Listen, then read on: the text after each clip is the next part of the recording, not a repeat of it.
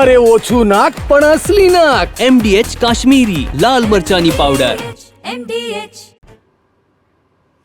અમદાવાદના સરદારનગરમાં મેગા ડિમોલેશનની કાર્યવાહી થઈ.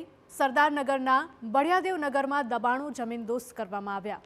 ઘટના સ્થળેથી અત્યંત કરુણ દ્રશ્યો સામે આવ્યા. બાળકો બેગ લઈને સ્કૂલે જવા નીકળ્યા હતા. વહેલી સવારે જ ડિમોલેશન હાથ ધરાતા બાળકો અટવાયા હતા. ભૂલકાઓની આંખોની સામે જ તેમના મકાનો તૂટ્યા. યુનિફોર્મમાં સજ્જ બેગ લઈને ઊભેલા બાળકો રડતા નજરે પડ્યા હતા. તો આ દ્રશ્યો અમદાવાદમાંથી સામે આવી રહ્યા છે કે જ્યાં સરદારનગર વિસ્તારમાં આજે વહેલી સવારથી જ ડિમોલેશનની કાર્યવાહી કરવામાં આવી. આપ અલગ અલગ દ્રશ્યોમાં જોઈ શકો છો. ક્યાંક બાળકો રડી રહ્યા છે તો ક્યાંક વૃદ્ધો પણ રડતા જોવા મળ્યા હતા. અમદાવાદનો સરદારનગર વિસ્તાર અને સરદારનગર વિસ્તારમાં જે સરકારી તળાવ આવેલું છે કે જ્યાં ગેરકાયદેસર મકાનો તૂટી રહ્યા છે. કોર્પોરેશનને જ્યારે આ તળાવ સોંપવામાં આવ્યું ત્યારે જે મકાનો અહીં બાંધેલા હતા જે ગેરકાયદેસર હતા તેને તોડવામાં આવી રહ્યા છે. એક તરફ પોતાનો આશિયાનો તૂટી રહ્યો છે જે વર્ષોથી અહીં લોકો રહે છે, ઘણા બધા વર્ષોથી જે લોકો રહી રહ્યા છે. બીજી તરફ હું એક દ્રશ્ય બતાવવા માંગીશ કે બાળકો છે એમને ક્યાં ખબર હતી કે વહેલી સવારે આજે તેઓ પોતાનું બેગ લઈ અને સ્કૂલે જવા માટે નીકળ્યા હતા અને બીજી તરફ એમના જે મકાનો છે તે આજે તૂટવાના હતા. કોર્પોરેશન કહે છે તેમને નોટિસ તો આપી દેવામાં આવી છે.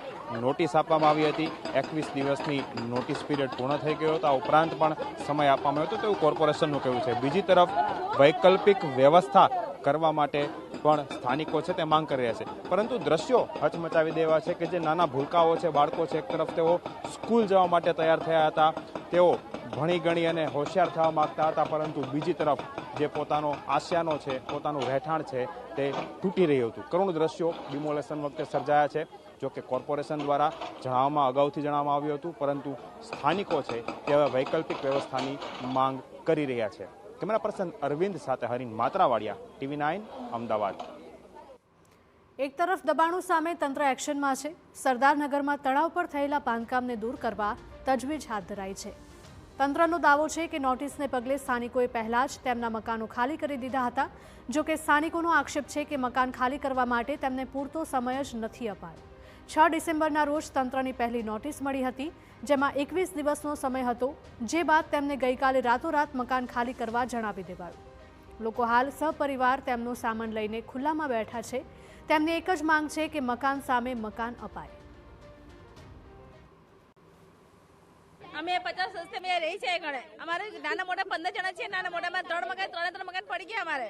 હવે અમે ભાડે ક્યાં અમે જઈએ? ભાડા મેં ડિપોઝિટ માંગે, દલાલી માંગે. અમારે ભાડા ક્યાંથી કાઢે? બરાજાની વેચી હોય છે. અમે ભાડા ભર્યા, દલાલી આપી અમે. હવે આગળ ક્યાંથી અમે કરશું? હવે કામ ધંધાની ઘર કામ કરી સાહેબ અમે. ઘર કામમાં કેટલું બધા અમને મળતું હોય. મકાન આમ અમને બસ બીજું કઈ નહીં. અમારે અઠવાડિયાથી હું ઘરે છું. નોટિસ આપી હતી તો કે પાડી જઈશું. આજે ફાઇનલ એમને પાડવા આવી ગયા અને પાડી બી દીધા. મકાન સામે મકાન. મારા 15 વર્ષ થયા. મારા લીવરની તકલીફ છે.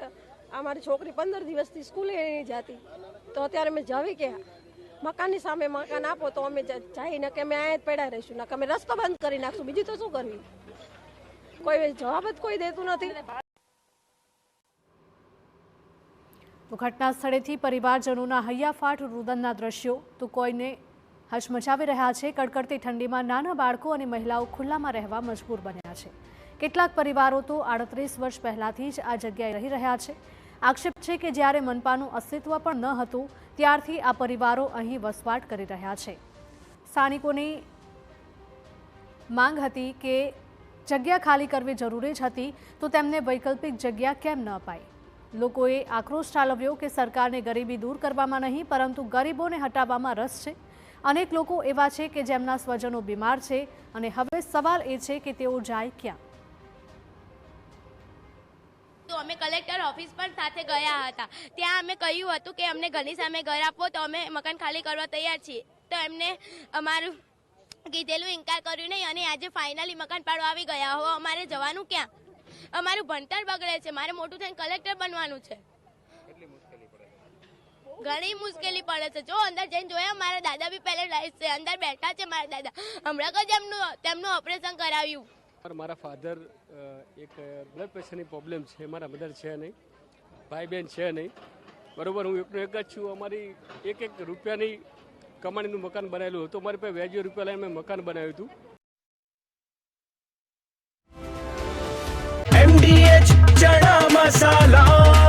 હવે છોલા હોય કે ચોળા, સફેદ ચણા હોય કે કાળા ચણા, બધું મજેદાર બનશે.